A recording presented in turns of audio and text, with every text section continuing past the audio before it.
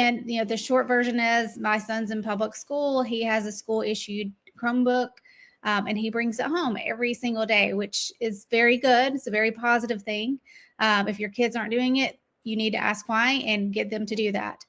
But he was. Just to clarify, you mean if the kids aren't bringing their Chromebook home, then we should be asking why? Yes, absolutely. Okay.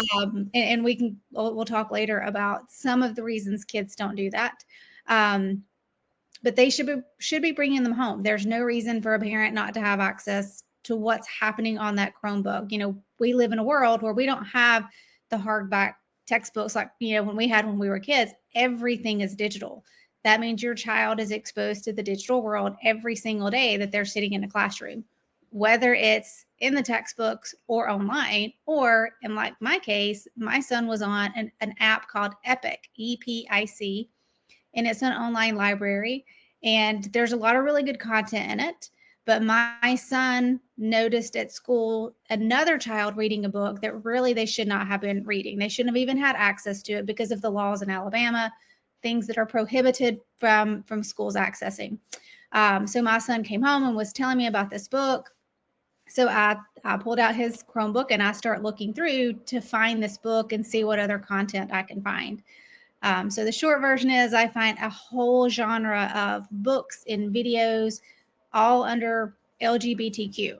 So you couldn't necessarily search for a specific title, but if you look for that genre, you could find just hundreds of books.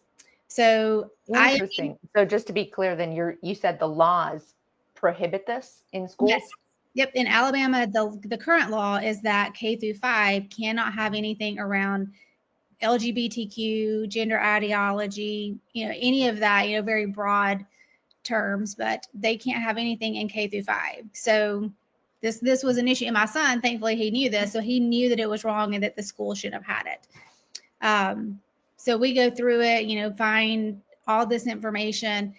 And I contacted my son's principal, and I have a really great relationship with him. So I knew that he would be very concerned about what we had discovered.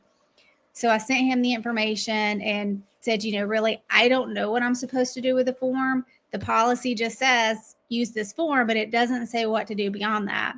And he was really funny. He responded back and said, well, this is the first. I've never gotten the form. I don't know what to do either, but we'll figure it out.